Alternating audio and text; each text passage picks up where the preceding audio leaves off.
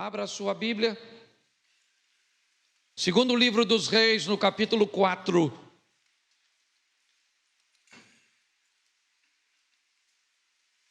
A história de duas mulheres estabelecem dois modelos de relacionamentos que pessoas resolvem manter com Deus. Conscientemente ou não, esses são também dois modelos de relacionamentos. Não são únicos, mas eu acho que vale a pena nós observarmos. Eu vou ler bastante, tá certo? Mas eu vou falar pouquinho. Certa mulher, das mulheres dos discípulos dos profetas, clamou a Eliseu dizendo: meu marido, teu servo morreu, e tu sabes que ele temia ao Senhor. É chegado o credor para levar os meus 2 filhos para lhe serem escravos. Eliseu lhe perguntou: o que tinha de fazer? Dize-me o que tens em casa. Ela respondeu: tua serva não tem nada em casa, senão uma botija de azeite. Então disse ele: vai, pede emprestada vasilhas a todos os teus vizinhos, vasilhas vazias, não poucas. Então entra, fecha a porta sobre ti e sobre teus filhos, e deita o teu azeite em todas aquelas vasilhas.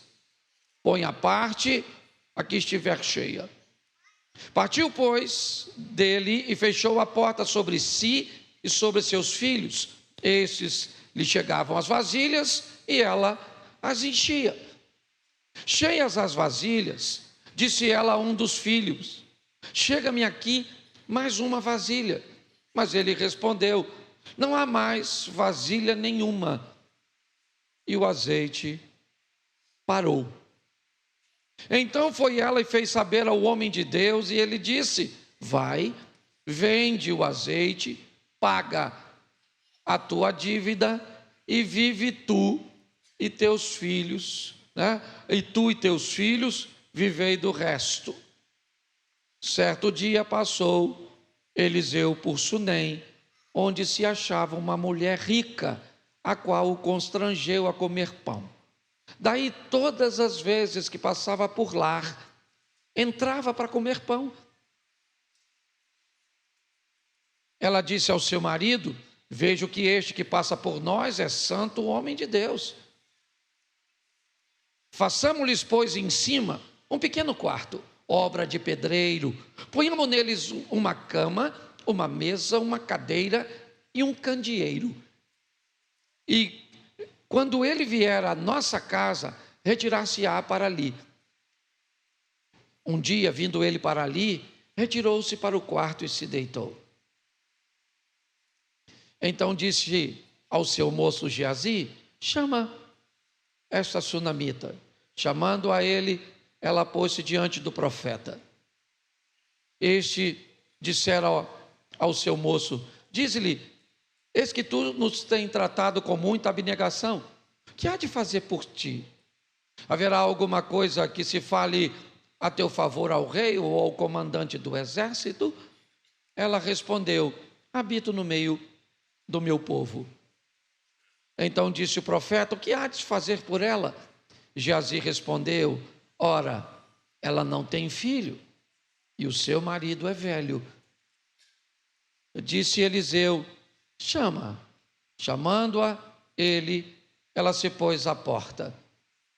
Disse o profeta: por este tempo, daqui a 1 ano, abraçarás um filho. Ela disse: não, meu senhor, homem de Deus, não mintas a tua serva. Somente até aí, que o texto é longo. Senhor nosso Deus e Pai, continue falando conosco e use-me como um canal de bênção nesta hora. Pelo poder do nome de Jesus, é o que eu te peço. Em nome de Jesus. Você pode dizer amém? Amém. Isso. Eu quero só fazer uma reflexão sobre esses 2 modelos de relacionamento que nós temos, por exemplo, nesse texto. Dá para entender que são 2 famílias de bem. Dá para entender que são pessoas sérias e comprometidas. São pessoas de fé, que quando têm suas necessidades, ou quando têm a sua vida, elas procuram se relacionar com Deus. O profeta vai representar hoje na minha aplicação Deus. As duas mulheres vão representar modelos de relacionamentos que pessoas resolvem manter com Deus. É importante notarmos que nesse texto não vamos ver a presença de Satanás. O texto fala apenas de pessoas que estão vivendo e decidindo viver suas vidas. Algumas talvez sejam mais responsáveis que outras, mas vai dar para notar que há fé e posicionamento nas duas. Do verso 1 ao verso 8, temos a história de uma mulher que acaba de perder o marido. Ao perder o seu marido, ele deixa para ela uma dívida cuja qual ela não tem como pagar. Quando ela olha, a forma de pagamento são seus filhos. Eles não vão ficar para sempre em posse dos credores. Depois de alguns anos, eles voltarão como a lei que eles estão inseridos. Mas, segundo as leis de Israel, uma viúva, ela depende de seus filhos. Assim que o marido morre, é a obrigação dos filhos cuidarem dela, e mais do que isso, ela vai ficar sozinha. O primeiro modelo me parece que especula a ideia de que precisamos entender que ninguém sabe o momento que vai partir. E que mesmo que não tenhamos total controle da vida nesta terra, é importante não brincarmos com o tempo nem com a gestão dos recursos que nos chegam à mão. Temos o cuidado para não criarmos uma estrutura para a nossa vida, para a nossa família, que se partirmos, vamos deixar sérios problemas. Essa é a história do primeiro homem. Quem ele é? Um servo de Deus. A própria mulher tenta identificar, ou identificá-lo a Eliseu. Meu marido era teu servo, e ele temia o Senhor, mas tinha problemas para administrar a sua vida. Estava apto para morar no céu, mas não estava apto para lidar com as demandas da vida. Ele parte e essa mulher fica com a dívida. O credor bate a casa dela e vai pegar os 2 filhos como forma de pagamento.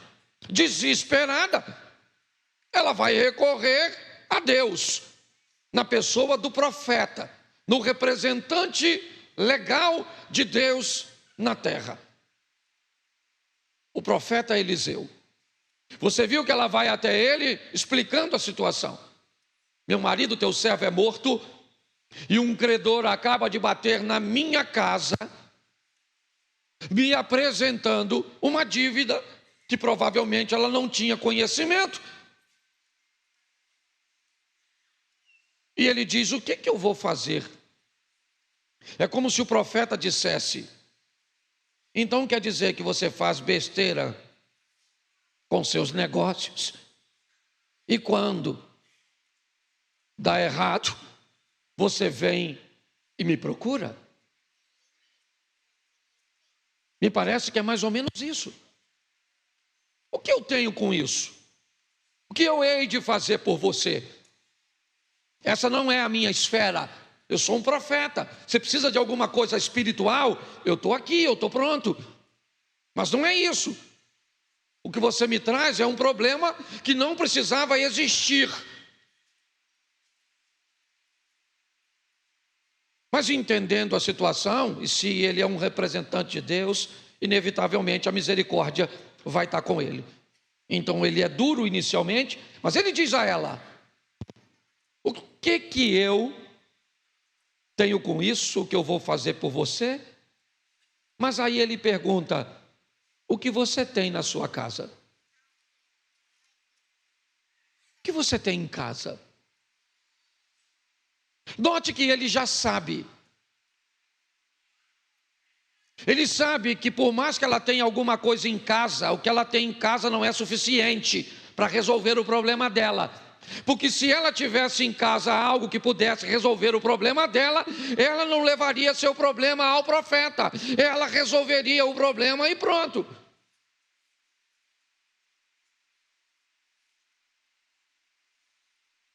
Quando Eliseu pergunta: o que é que você tem na tua casa? É obviamente que não há muito ânimo nela para responder. Então ela vai dizer: tua serva não tem nada a não ser um pouco de azeite numa vasilha. Eu só tenho um pouco. O que sobrou foi pouco. O que eu tenho não é suficiente. Bom, aí você está no lugar certo. Se está na presença de um Deus que é misericordioso e poderoso, e você conseguiu sobreviver mesmo lhe sobrando pouca coisa, isso significa que ainda há possibilidade de você se reerguer, porque você não sucumbiu ao fracasso. Ela poderia não ter ido ao profeta. Ela poderia ter questionado: se meu marido era um homem de Deus, por que é que está acontecendo tudo isso? Vou mais devagar um pouquinho, tá? É o que eu esqueço às vezes.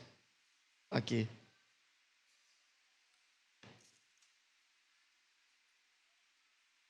Ele diz: vamos começar a partir do que você tem. Vamos tratar de uma forma séria agora a sua vida.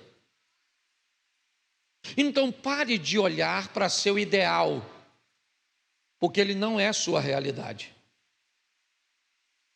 Seria bom se ele fosse. Pare de olhar seu casamento, pare de olhar sua vida financeira, pare de olhar sua vida ministerial com uma visão meio que ilusória, fantasiosa. Vamos olhar o que você tem, o que te sobrou, dona. O que é? É um pouquinho de azeite? É só isso que tem? É isso? É pouco, é verdade. Mas vamos começar a partir do que você tem. Vamos pegar essa força que você trouxe consigo hoje para esse culto. Vamos pegar hoje, esse domingo, o início da semana. E vamos embora. Vamos lutar com o que você tem. Pega o que você tem. Pede vasilhas, recipientes emprestados. Pegue bastante. Entre na sua casa, você e seus filhos. Porque o que você precisa é para resolver o problema de vocês. Então é importante que vocês estejam envolvidos nisso, comprometidos com isso. Feche a porta e começa a colocar o azeite da vasilha que você tem nas outras vasilhas, e a que for enchendo, vai à parte. Está tudo certo? As vasilhas são todas cheias, como lemos. Acabou a vasilha, acabou o azeite, ele parou de jorrar. Ela vai até o profeta, explica que realmente algo milagroso aconteceu. E ela pergunta a ele: o que eu devo fazer agora? E agora? Parece estranho, não é? Como assim e agora? Se você precisa pagar a sua dívida e você agora tem o que fazer, não precisava perguntar? Precisava? Não. Mas presta atenção, nós temos um problema aqui, a mentalidade. Está assim de gente hoje, que se ganhasse 50 mil, multiplicaria esses 50 mil. E assim de gente hoje, que se ganhasse os 50 mil, é só uma questão de tempo até os 50 que você ganhou ir para o bolso dos outros. É a mentalidade. Note que a instrução do profeta é óbvia demais. Vai, vende o azeite, paga a tua vida, mas é o final que eu confesso a você que eu não gosto. Vá viver do resto. Pega o que sobrou e vai viver com o que sobrou. Eu confesso a você que esse é um modelo de vida que eu não gosto para mim e eu não gostaria de indicar para ninguém, mas eu respeito quem gosta de viver no limite da sobrevivência. Ela foi, pagou a dívida e viveu do resto. No verso 9, entra a segunda história. Ela também é de uma mulher. A história também é de uma mulher. Ao contrário da primeira, essa segunda é rica. Ao contrário da primeira, o marido dessa não morre, pelo menos no capítulo 4. No capítulo 8, me parece que ele não está mais presente, o que indica que ele também já morreu. Mas ao contrário da primeira, a morte, e eu só estou aplicando assim, porque o texto diz que quando ela vai pedir a restituição de seus bens ao rei, ela está só com um filho, e Geazi é capaz de identificar isso, e o marido não está presente, o que indica provavelmente que ele também morreu. Morreu, mas ela não precisa de multiplicação de azeite. Morreu, mas ela não está carente, certo? Precisando de um milagre de Deus para isso. O que indica que a gestão dessa mulher de vida, desta família de vida, deste homem que provavelmente morreu, sua postura era diferente do anterior.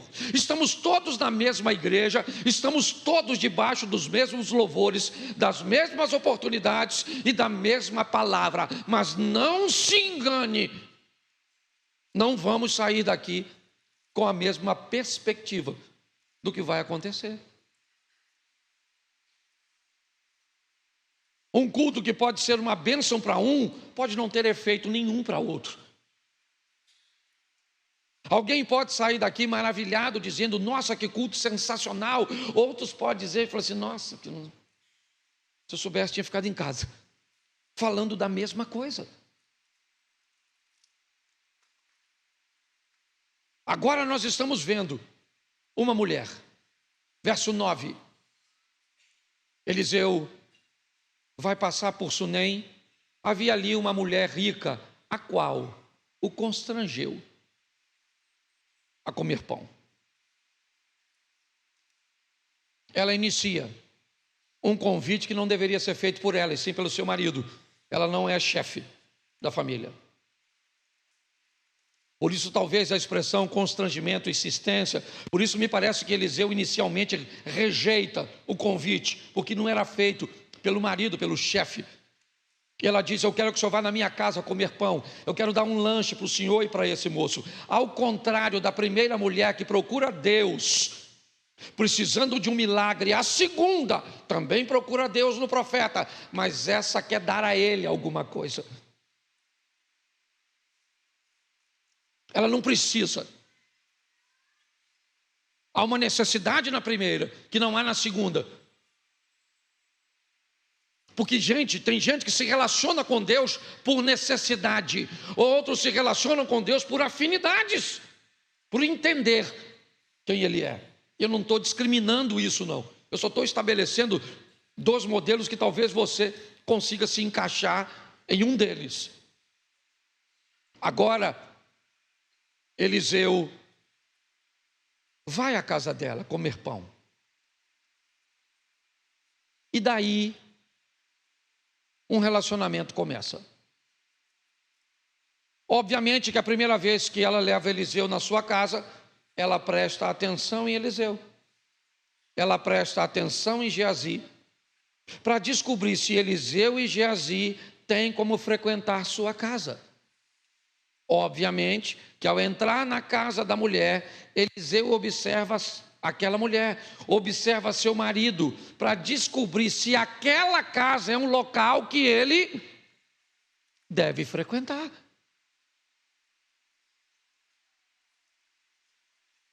Você está entendendo como pessoas maduras constroem relacionamentos? Você me avalia, eu te avalio. Você avalia a igreja. Você avalia quem vai na sua casa, quem conta seus segredos, com quem você faz negócio.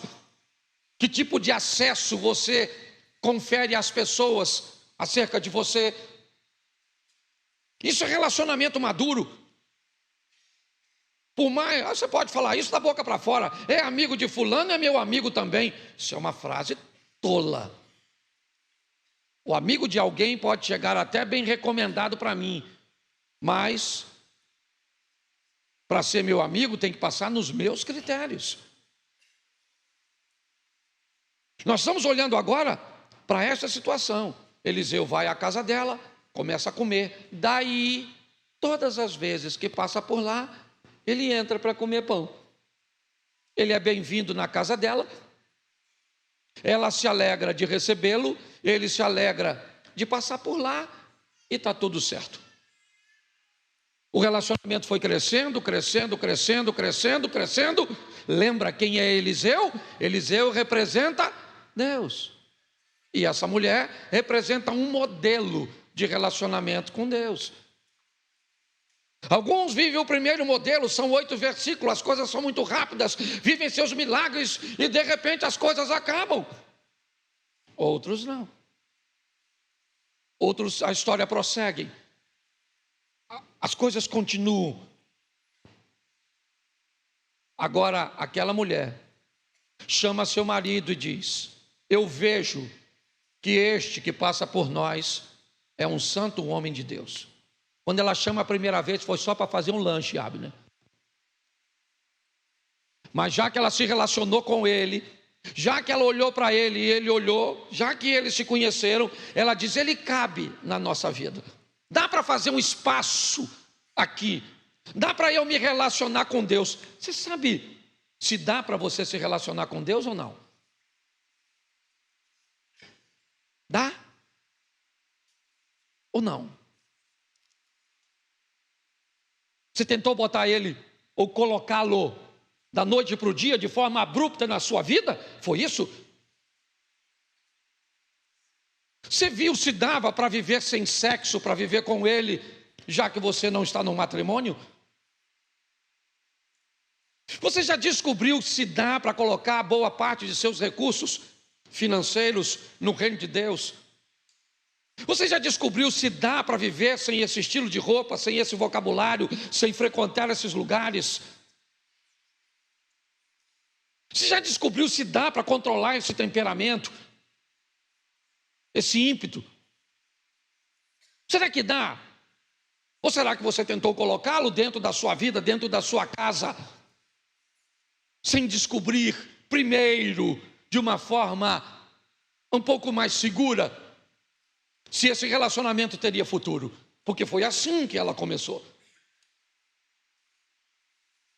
Ao contrário da primeira mulher, Eliseu não vai à casa dela. Ela procura Eliseu, que dá uma orientação do que ela vai viver lá. A segunda mulher, certo? Diz o seguinte: vem para minha casa. Você está entendendo? A segunda mulher diz: olha, vamos lá para minha casa. Para quê? Para tomar um lanche primeiro. Vamos ver se dá para eu viver com o Senhor. Vamos ver se eu sou capaz de tirar os palavrões da minha boca. Vamos ver se eu sou capaz de me tornar realmente alguém digno da sua presença. O relacionamento foi crescendo, então a casa se estabeleceu. Agora Eliseu, todas as vezes que passa por lá, ele tem um lugar para ficar. E está tudo certo, as coisas vão seguindo. Até o momento em que ele quer retribuir. Ela não pediu nada. Ela não precisa de grana, não precisa de multiplicação de azeite, não precisa de pagar dívida, não precisa, não tem problema aqui conjugal, não tem nada. É um Deus que está na casa de alguém que não tem problema nenhum, a não ser o reconhecimento da misericórdia daquele, simplesmente.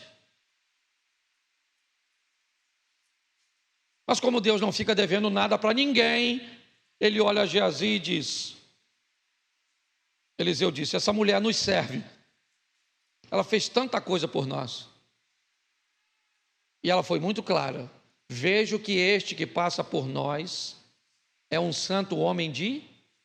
Ela está entendendo que o que está em Eliseu é a presença de Deus. Agora, Eliseu diz a Geazi, chama ela aqui, minha senhora, o que a senhora precisa? Fala comigo, a senhora é tão boa, eu falo com o rei a seu respeito, eu tenho influência, tem alguma coisa aí de justiça que a senhora precisa? Fala comigo, eu falo com o comandante do exército, tem alguma pendência, tem alguma coisa que a senhora gostaria de resolver? Preste atenção, uma mulher precisa reivindicar uma justiça e a misericórdia de Deus para resolver para ela algo que seu marido fez de errado. A segunda não. Ela diz para ele, olha, eu estou no meio do meu povo, eu estou bem, fica tranquilo, não é isso, não tem a ver. Fica tranquilo. Virou as costas e foi embora. Mas Eliseu não se conformou. Ele disse, nós temos que fazer alguma coisa por ela. Você já imaginou um Deus que está procurando uma oportunidade de fazer algo por nós, sem nós pedirmos? Isso parece até teologia da prosperidade, mas não é não. Eu estou mostrando a você, ela está dizendo para ele, e eu não preciso de nada. E ele está dizendo, não é necessidade, minha senhora, é reciprocidade, é colheita. Geazi olhou e disse, ela não precisa de grana, mas tem um negócio que ela precisa que ela não tem. Ela não tem filho, profeta. Ela não tem filho, e o marido dela já está ruim. Já atravessou o cabo da boa esperança. É velho, ainda desqualificou. Eliseu falou, então chama a Dora, manda ela vir. Aí ela chegou, Eliseu disse, daqui 1 ano, hein?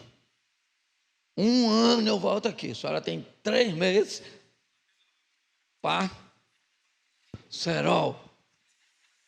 E 1 ano a senhora vai... Ela falou assim, não, eu imagino, não sei se o marido está perto ou não, mas ela olhando, 3 meses é pouco. Não brinca, eu não pedi nada.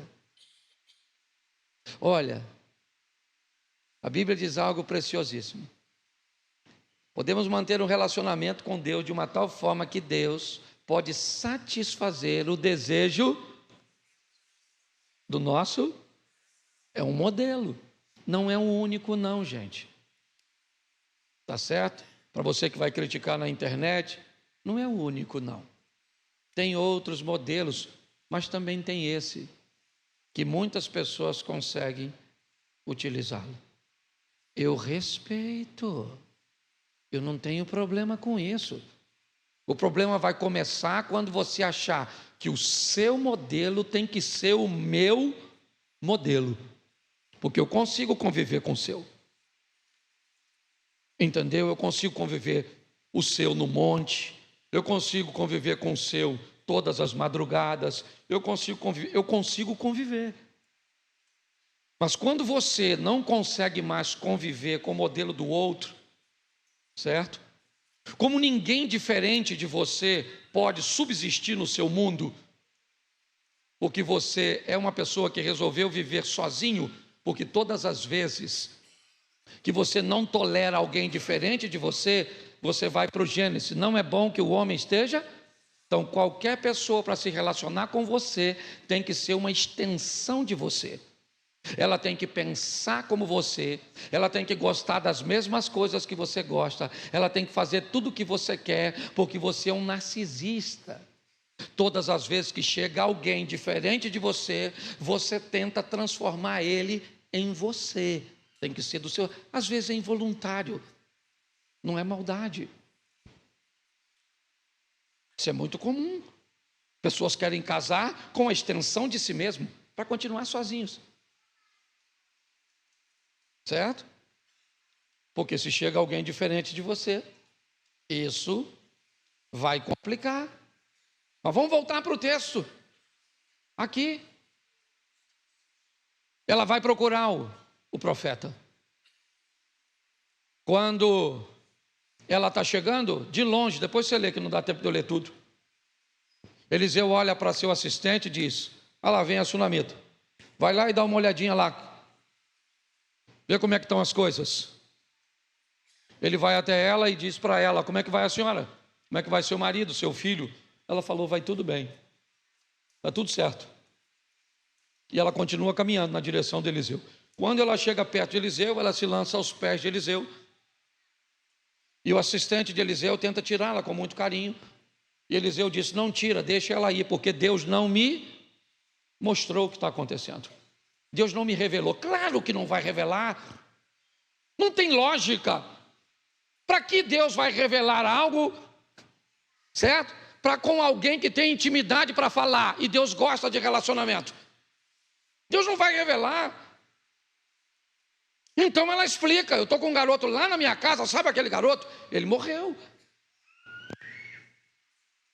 Parece uma desgraça, não é? É uma desgraça no capítulo 4, mas não é no capítulo 8. No capítulo 8, aquilo que foi ruim no 4 é o que vai causar o resultado positivo no 8. Porque os planos de Deus não podem ser frustrados. Deus faz do jeito que quer, na hora que quer, e nós não entendemos.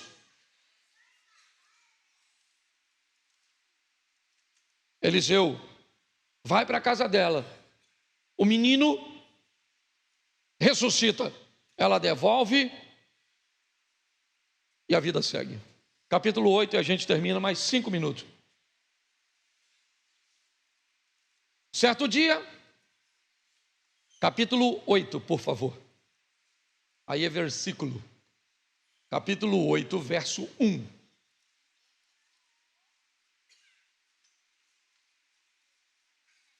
Falou Eliseu àquela mulher cujo filho restaurara a vida, dizendo: levanta-te e vai com os da tua casa e mora onde puderes, porque o Senhor chamou a fome, a qual virá sobre a terra por 7. Isso. Eliseu vai até ela, presta atenção. Vamos colocar Deus aqui no lugar de Eliseu, nessa aplicação. Deus vai até ela e diz: pega tudo que você tem, sai daqui, porque durante 7 anos uma crise vai abater este lugar. Mas quem ela é, cara? Essa é uma informação que deveria ser dada ao rei para guardar seu reinado? Não. Quando você tem relacionamentos com Deus, Deus fala com você coisas minuciosas, te oferece informações preciosíssimas. Ela pega e vai embora. Vai morar, deixou sua casa, não tinha como levar, deixou tudo para trás. Verso 3. A cabo dos 7 anos, a mulher voltou da terra dos filisteus e saiu a clamar ao rei pela sua casa e pelas suas. Pela sua casa e pelas suas. Quando Eliseu quis dar algo à mulher, lembra o que ele disse? Há alguma coisa que eu posso falar por você ao rei ou ao comandante do... Sim ou não? Capítulo 4, sim ou não? No capítulo 8, Eliseu está presente? Não. Não está. O texto, ela está clamando ao rei, depois de 7 anos, pela sua casa e pelas suas terras, verso 4. Ora, o rei falava a Geazi, moço do homem de Deus, dizendo: conta-me, peço, todas as grandes obras que Eliseu tem. Isso, o rei falou: Geazi, conta uma daquelas histórias boas entre Eliseu e Deus e pessoas que você viu. Que história ele resolveu contar? Verso 5. Contava ele ao rei como Eliseu restaurara a vida a um morto, quando a mulher, cujo filho ele havia restaurado a vida, clamou ao rei pela sua e pelas suas. Então disse Geazi, o que é que Geazi disse? Isso, depois você lê. Raquel era uma mulher sonhadora. Ela queria, apesar de ver sempre as coisas acontecendo nas tendas alheias, primeiro na sua rival, sua própria irmã, e agora nas servas, que mesmo sendo escravas, tinham virtudes que ela não tinha. Mas ela continuou com o sonho, buscando levar sempre seu marido para a cama, não mais simplesmente para lhe oferecer prazer, mas para dar para ela algo que desse a ela dignidade, porque era seu sonho. Você acha que muitas vezes ela tinha prazer, que no momento em que aquele homem estava possuindo ela, o que ela estava pensando era o quê? Tomara que eu fique grávida. Não estava preocupado com prazer. Porque quando você quer realizar sonhos, nem sempre dá para fazer as coisas com prazer. Às vezes seus sonhos vão exigir de você muito mais do que prazer. Às vezes você vai ter que abrir mão de descanso, vai ter que abrir mão de muitas coisas para alcançar o que você deseja. Mas quando esse menino nasce, provavelmente uma coisa essa mulher vai fazer: dizer para ele que ele é a realização de um sonho. E talvez por isso ele seja um sonhador. Por isso ele seja o único que sonha. Porque ele é filho de uma sonhadora. Porque ele escuta histórias de sonhadores. Porque ele anda perto de alguém que diz para ele: o impossível pode se tornar porque Deus fez na minha vida. Ele é resultado de um sonho. Mas tudo bem. Quando ele tem 17 anos, ele começa a sonhar. E não apenas um sonho no sentido figurado, mas literal. Ele começa a sonhar que seus irmãos vão se curvar diante dele. Isso não vai acontecer. Não vai. Ele é o filho mais moço. Ele tem muita gente à frente dele para assumir o governo do clã. Não, essa história é conversa fiada. Ele deve ter comido alguma coisa que não caiu muito bem. Se ele contasse o que ele sonhou, seus irmãos disseram: o que é isso, cara? Quem é que você pensa que é? Você acha que você é melhor do que nós? Ele também não entendeu o que estava acontecendo. Ele sonha novamente. E agora ele sonha com sol, lua e estrelas. 2 astros de governo e 1 de direção. Agora as coisas estão ficando mais claras. Talvez não para ele, mas para nós. José vai ser governador de onde? Da casa dele? É o máximo que vai ser. Provavelmente não tem muita preocupação com isso, mas ele está sonhando. Vivendo num ambiente que não é dos melhores. Sim, é isso. Ele está ouvindo histórias e uma perspectiva de algo grande, mas vivendo no meio de gente que pensa pequeno. Todas as vezes que você tiver uma perspectiva grande, perto de um ambiente de pequenez, pode ter certeza que vão tentar te abafar, te diminuir.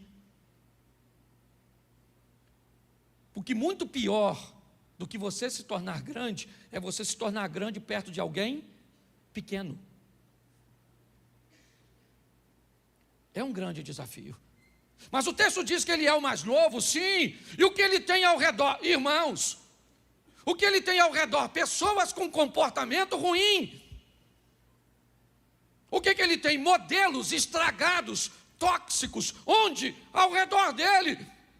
Na vizinhança, na escola, na universidade, no trabalho, na igreja, na família. Se você quer alcançar seus sonhos, aprenda a sobreviver os exemplos ruins perto de você. E você vai tê-los.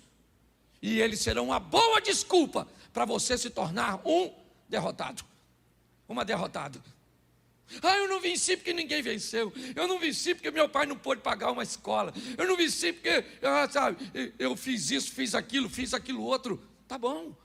Qualquer justificativa que justifique seu fracasso, ele continua sendo fracasso.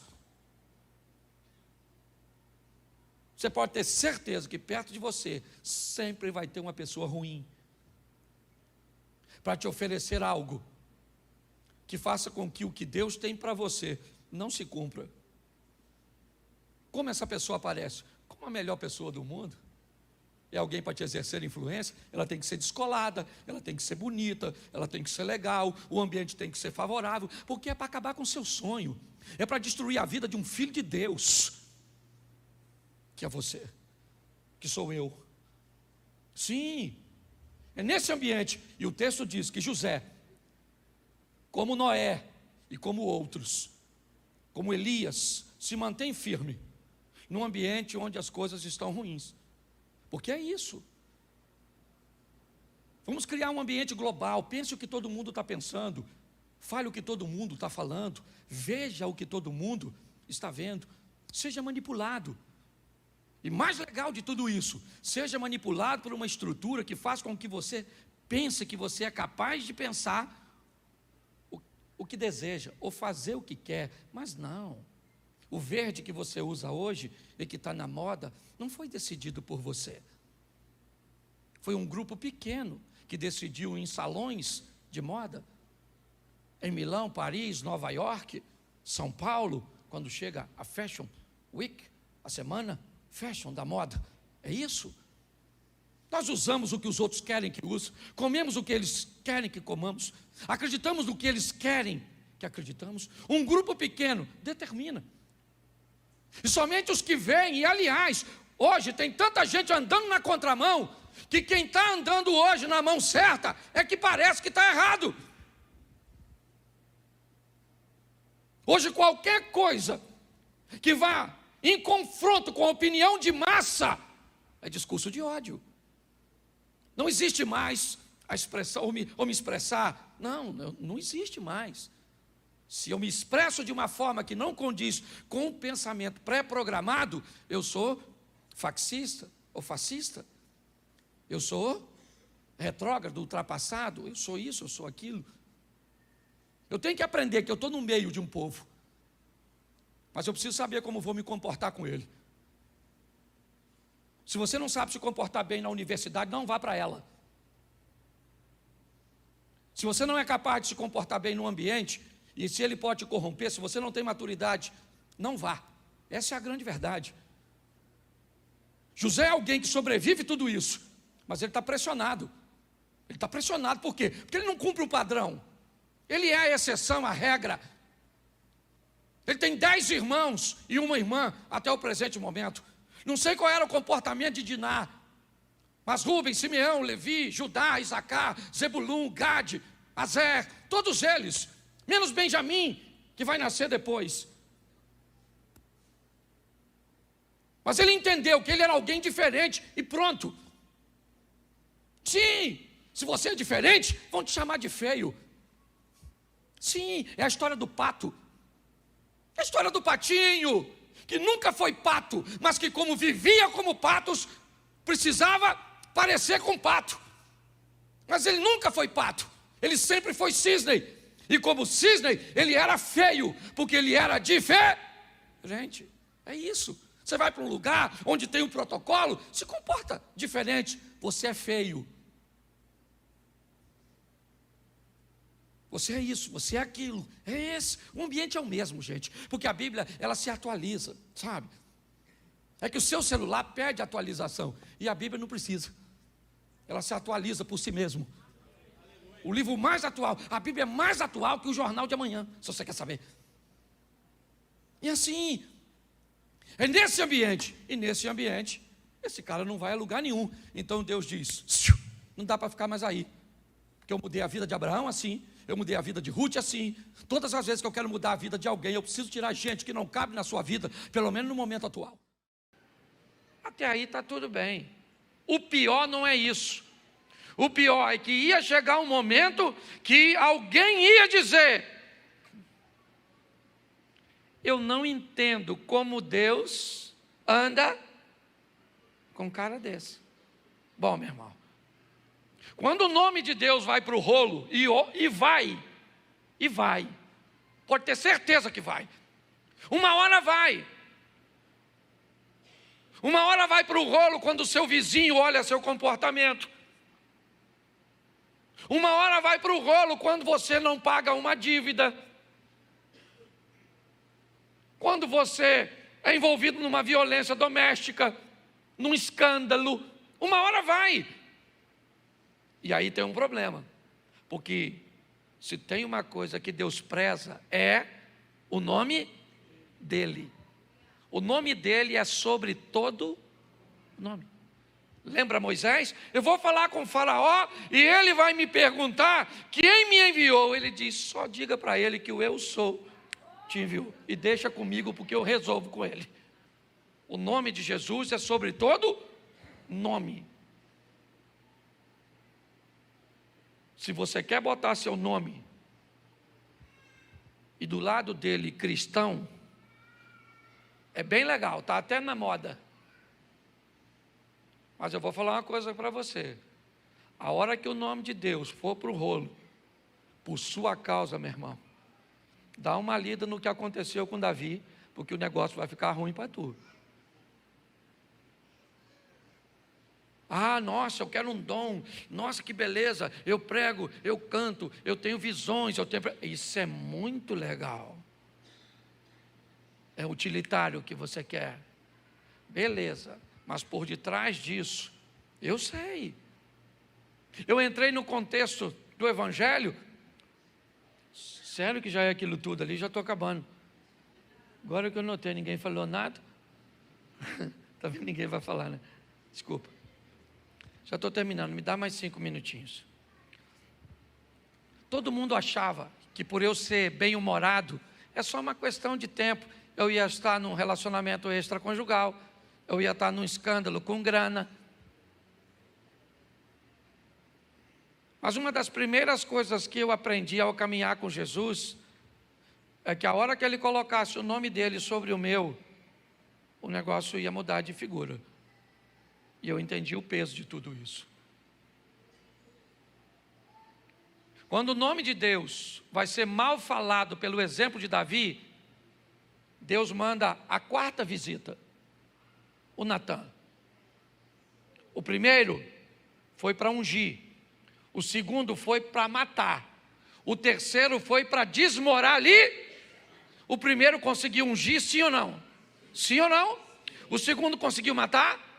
O terceiro conseguiu desmoralizar, mas o quarto vai conseguir restaurar.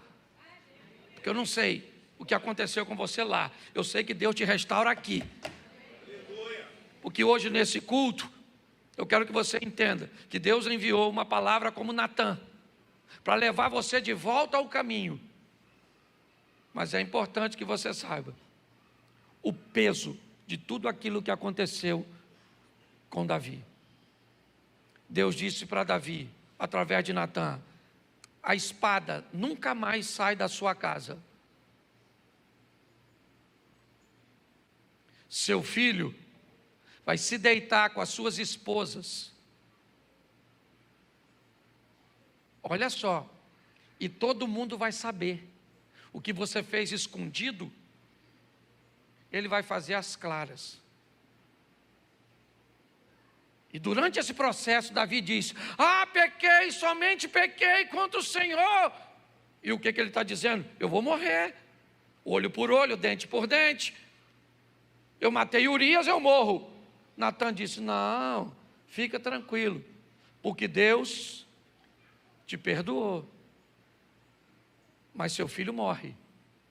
E o texto é bem claro: porque ninguém vai falar mal de mim por sua causa. Você é crente, querido? Você é cristão? Cuidado com os seus negócios. Cuidado com suas postagens nas redes sociais. Posta pelada. Porque esse dia uma mocinha aqui da igreja postou uma foto. Não estava pelada, estava de biquíni. Assim o sol se pondo. E aí a frase dizia: olha a paisagem. Você olhava para tudo quanto é lugar, Caio, menos para a paisagem. Você está rindo, mas é sério. Aí o outro vai lá e posta vai aí no lugar, está fazendo nada de errado, Aí posta com a garrafa de vinho e um copo. Aí dia seguinte, sabe o que está lá? Aí, ó, membro da igreja do pastor, servo de Deus. É porque eu não posso. A Bíblia me proíbe: não os peço que os tire do mundo, mas que os livre do mal. A minha vontade de orar é: Senhor, não precisa livrar do mal, tira do mundo, leva. Porque suja o nome da gente. Eu estou aqui lutando, não sou perfeito não, mas eu estou lutando. Porque se eu fizer uma besteira, irmão, eu falo para essa mulher, nós somos casados, eu falo para ela todo dia de manhã, falo: deixa eu falar com você, o diabo levantou hoje para envergonhar eu, você, o projeto recomeçar, xerém, palito no olho. Eu falo para ela, entendeu? Por quê? Porque eu carrego o nome dele. Então, vamos levar a sério esse negócio. Pastor, a carne é fraca, mas o pecado não é vitamina.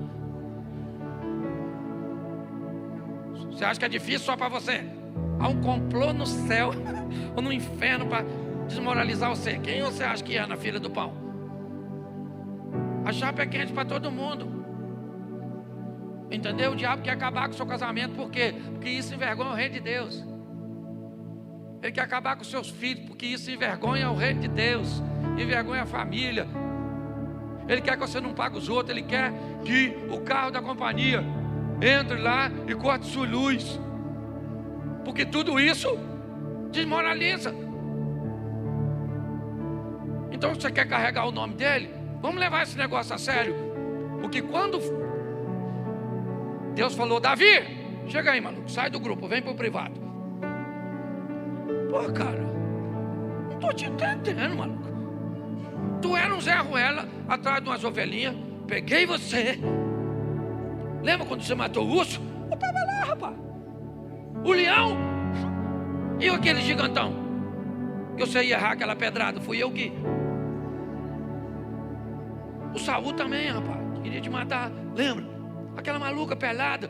Pô, cara, tanta mulher, talvez não fosse tão bonita quanto aquela, um modelo tão novo, mas você tinha. E se a sua mulher ficasse ruim, me pediu, o que Deus... Se a sua mulher estava ruim, falava comigo, mano. Eu dava um modelo novo. Mas não, tu pegou a mulher do cara. A casa caiu, Davi. A casa caiu, irmão. Botaram meu nome no rolo. E tu vai se lascar. Entendeu? Vai ser chifrudo, sim. O que você fez escondido, seu filho Absalão vai botar chifre em você. Esse chifre do estranho já dói. Imagine do de casa. Acabei com o Natal, Ano Novo, tudo. A reunião familiar, tudo. Seu filho vai estuprar a sua filha. Um filho seu vai mandar matar o outro. O outro vai te perseguir e você vai ter que fugir e se esconder em cavernas do seu próprio filho. Sabe por quê? Davizinho. Porque botou meu nome no rolo. E se tem uma coisa que eu não gosto, é do meu nome na boca de qualquer um.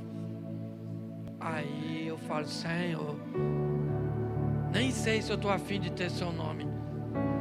É tão perigoso que é melhor ir para o céu logo. Então, gente, vamos sair daqui para ser crente. É fácil? É fácil? Não, se é para você, para mim não é não. Todo dia. Às vezes eu estou lá em casa, o viajante vai lá. Quando eu vejo, ele está lá em casa. Não sei se em mim, se nela. Acho que mais nela do que em mim. Mas ela está acostumada com as minhas doideiras. Às vezes está lá, nós estamos conversando. Do nada da conversa sai uma briga.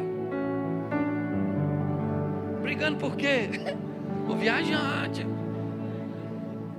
passa, mas está sempre de passagem. Mas vai. Umas 3 vezes por semana vai, não é verdade? Às vezes está nos meninos, nos vizinhos. Tem uns vizinhos lá, né? Meu Jesus, uns vizinhos bons para receber o viajante, né? Não pode falar não. Mas é assim. Você está rindo? O bagulho é doido, mano. Mas eu gosto da visita do Natan, porque o Natan vem para restaurar. Aí, Davi, tu não vai morrer. Deus vai te dar uma nova oportunidade. Aí vê se dá para meu filho também, para ele viver. Deus falou: o menino morre. Nossa, o menino morreu. Morreu para você, para Deus voltou para ele. Tem gente que fica revoltado quando alguém morre. Queria minha mãe aqui. Quando? Sempre. Você chorou porque ela morreu com 80. Se ela tivesse com 150, você chorava também, irmão, do mesmo jeito. Quem ia chorar dela viver esse tempo todo era o seu cônjuge. Certo? É assim que funciona. Deus te dá uma oportunidade de restaurar a sua vida. Agora, Deus não é brincadeira não, meu irmão. Leva o nome dele a sério. Porque é chato pra caramba quando você chega num lugar e alguém diz: fui no escritório de fulano, tinha uma Bíblia em cima da mesa e um discurso sem vergonha. Fulano estava pregando o evangelho e estava saindo com a irmãzinha, fazendo isso, batendo na mulher, fazendo isso. Estão cansados de ouvir isso, meu. Uma hora esse negócio vai dar ruim para essas pessoas, porque Deus vela pelo seu nome. É difícil para todos nós, mas é possível. É possível viver uma vida íntegra, não perfeita, porque ninguém aqui é perfeito, não é isso que eu estou falando, mas é diminuindo a margem dos nossos erros.